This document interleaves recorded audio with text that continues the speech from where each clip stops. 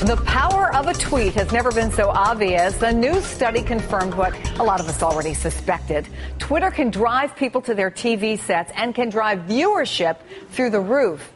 So Nielsen tracked Twitter's relationship to TV use and for the first time confirmed more tweets about a show equals more people tuning in. Joining me here in the studio, social media expert Eric Yaverbaum, co-founder of 11media.com.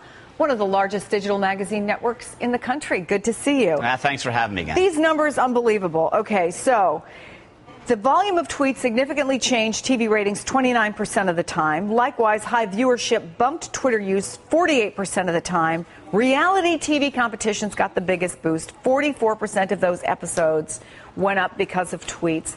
What does this mean for television? This is what it means. And I only give so much credence to the Nielsen study. I read an open case about them actually in New Canaan. And ever since I read that, I said, I got to take a really skeptical look at their data. What they found was something that is not a surprise. We all have a second screen open when we're watching television now, whether it's our cell phone or, our iPad, a laptop, and we talk to each other. Instead of waiting till the next day, when you go to school or when you go to work and you talk about a show, you talk about it in real time while it's on the air. So it does impact viewership. Well, I think one of the craziest things was this Sharknado thing, because you have this movie that was kind of crazy, and yet it had 1.4 million viewers, its first TV airing July 11th, and it was growing because of all these tweets.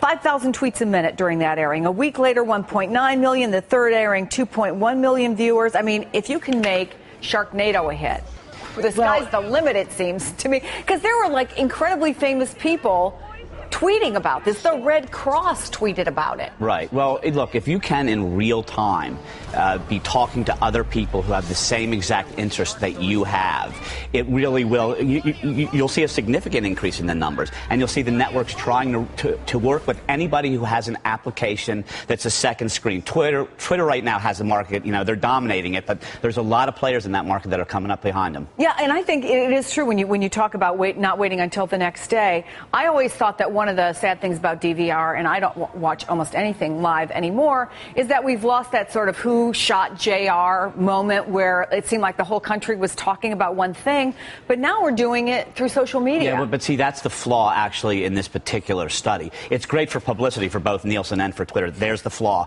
The growing number of people statistically that are DVRing, which means they're not watching commercials ever anymore. They don't take that into account at all in this study. Oh, so what does that mean? Well, that just means that basically our television viewing habits are really changing. Yeah. To measure them in the old way, it does not make sense anymore. Are we going to see a real difference in the way now shows promote themselves? Are we already? Oh, yeah, we are already. I mean, there's hundreds and hundreds and hundreds of apps out there that readily acknowledge that people will do two things at the same time. They'll watch television and they'll be social at the same exact time. You probably don't watch any TV because you're always working, but I just saw myself doing this yesterday. I have to rewind the show because I've started doing something else on my iPad and I forget that I'm actually watching a show. Well, I don't know. Besides SpongeBob, I'm not very attentive to television.